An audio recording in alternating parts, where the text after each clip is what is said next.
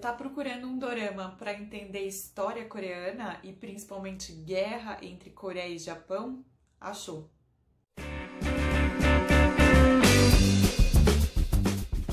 Hoje eu vou falar sobre um drama que vocês queriam e pediam muito. Sim, virava e mexia quando eu colocava ali nos stories o campinho perguntando que drama vocês queriam ver ou qual maratonar. Sempre Chicago Typewriter estava na lista. E aí eu aproveitei, fiz esse pedido pra gente maratonar agora nos 5.000 seguidores. Estou muito honrada, inclusive, que a nossa comunidade no Instagram está tão grande assim. Ai, gente, vocês são muito maravilhosos e pra mim é uma honra ter vocês aqui no YouTube e lá também. Aqui a gente tá rumo aos 1.000 e eu tô devendo um vídeo dançando Mamamoo, não me esqueci. Que vai ter participação especial e a gente tá entendendo como vai fazer essa participação e esse cover no meio da quarentena, mas vai sair, calma, aguenta que vai sair.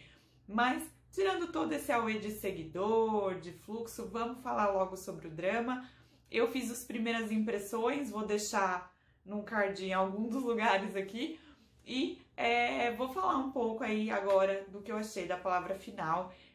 Então, se você ainda não assistiu, eu recomendo você ir lá no vídeo de primeiras impressões, que foi um cafezinho, foi uma live bem gostosa com muitas de vocês. E a partir de agora é só conta em risco, porque vai ter spoiler sim. Bom, o drama fala sobre a história de, digamos assim, 3 amigos, que uma veterinária e 2 escritores que se encontram aí na vida nos dias atuais, só que eles descobrem que eram amigos também numa vida passada. E essa vida passada se permeia nos anos 30, anos 40 ali, que é bem o marco da guerra Coreia e Japão. Se você não sabe, o Japão tentou invadir vários países ali da Ásia, porque eles se achavam os reis da cocada na época. E aí eles acabaram tentando invadir vários países.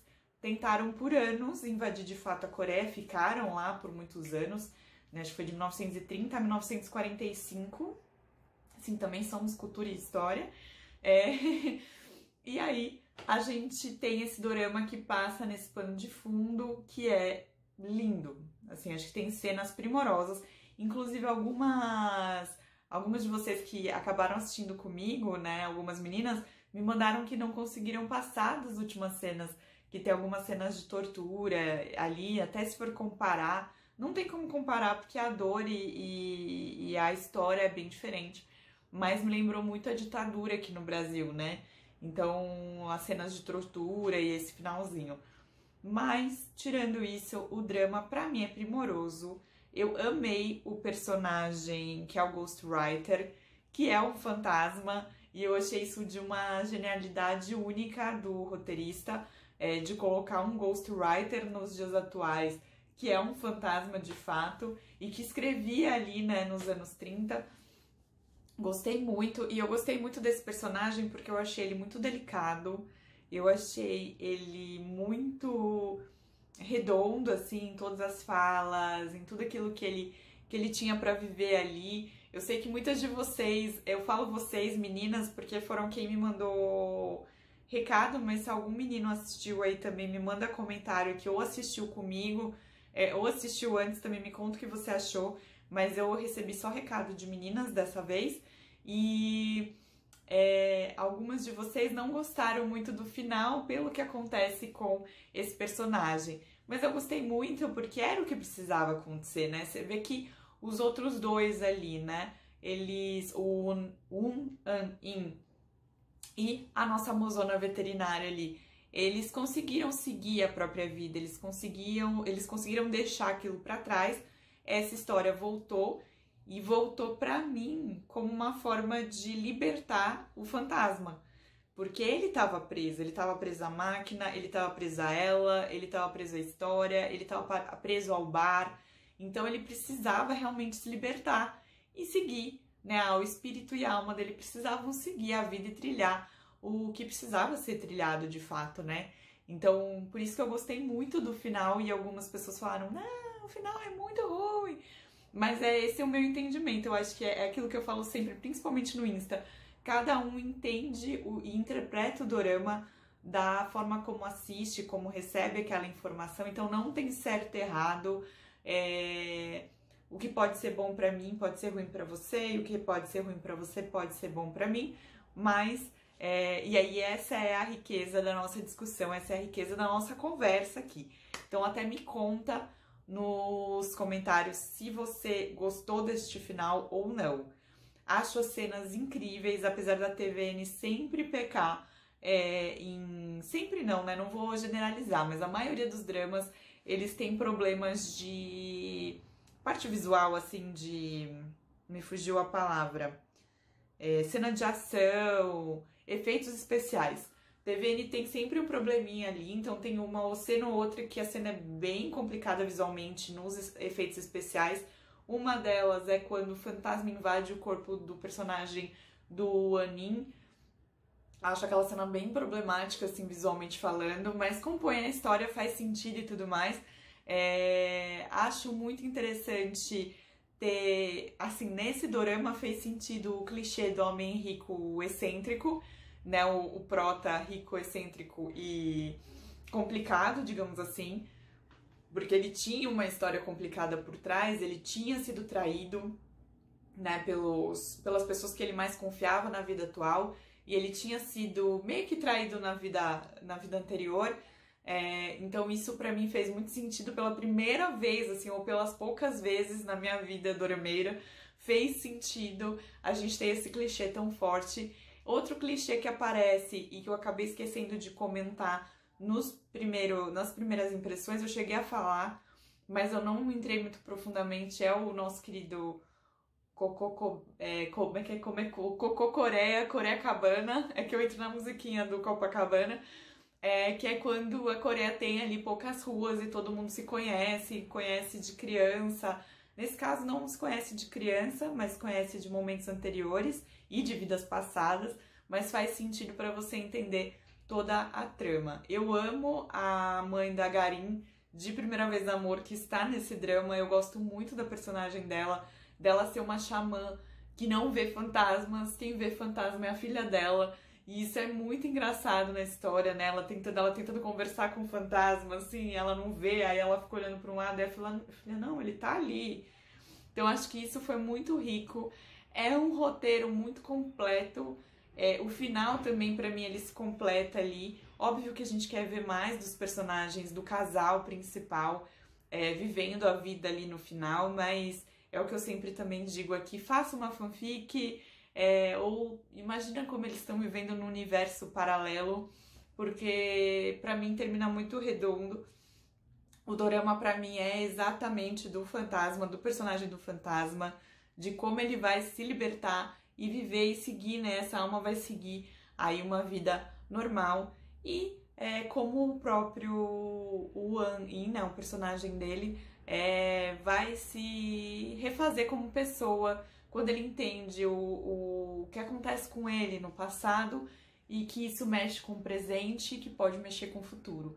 Então, assim, é uma história muito rica, muito bela e que nos ensina muito sobre a história da Coreia, né? Porque eu acredito muito que a guerra do Japão, ela influenciou na guerra das duas Coreias, né? Porque já tava tudo meio cagado. E aí, em 1900, né, que a gente até viu no Reeterno, em 1950, rola a guerra entre as Coreias e aí rola a divisão Coreia do Sul, Coreia do Norte, que vem de uma guerra Coreia e Japão. Então, oposições, né? Toda essa coisa das pessoas que apoiam e das pessoas que não apoiam. Outra coisa muito interessante nesse drama é o vilão. Acho que ele é muito bem desenhado. Óbvio que ele é um vilão que ele já é feito pra errar desde o início. Você vê que ele erra desde o começo, né? Ele é um vilão meio trapalhão. Não no sentido engraçado da palavra, mas no sentido das ações que ele tem. Você sabe que ele vai se ferrar desde o início, e isso é interessante também, essa composição. O ator que faz o vilão também é ótimo. Ele é ótimo no sentido que você fica com ódio dele do início até o final. Então ele é muito bom, porque ele cumpriu o papel. E eu acho que, assim, são personagens ricos, assim, pra dar realmente a palavra final, tá, gente? Personagens ricos História incrível, porque é uma história que realmente aconteceu na Coreia, não a aliança. Eu procurei durante muito tempo se essa aliança juvenil realmente foi parte da guerra, mas eu não achei nada.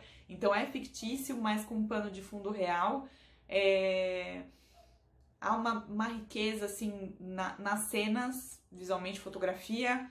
Há uma riqueza nas músicas, porque as músicas são incríveis e acompanham o drama de uma forma, assim, muito sutil. São como as músicas de Chocolate, que não tem uma variedade muito grande de músicas, mas são músicas perfeitas para cada momento. E a última, para mim, é sensacional. Eu vou ver se eu consigo deixar aqui na descrição. E é isso, gente. Eu super recomendo Chicago Typewriter. Até me emocionei aqui pra falar o nome. Se você quiser começar, tá no Netflix, dá pra assistir inteiro lá e no Viki. Agradeço muito a todo mundo que nessa jornada aí de Instagram e YouTube me recomendou esse drama. Desculpa aí a demora pra começar a assistir, mas eu até me arrependi de ter demorado tanto, porque realmente é um drama, é daqueles dramas que você não dá quase nada, mas ele é muito rico, até no próprio nome. O detalhe do nome é incrível, porque Chicago Typewriter pode ser tanto a máquina de escrever que existiu de fato, quanto a arma que foi usada nessa época de guerra, e foi usada também muito hoje eu tô ruim de nome, hein, gente? por mafiosos também nos anos 30. Então, por isso que eu tô falando, é um dorama rico em detalhes. Então assista prestando muita atenção.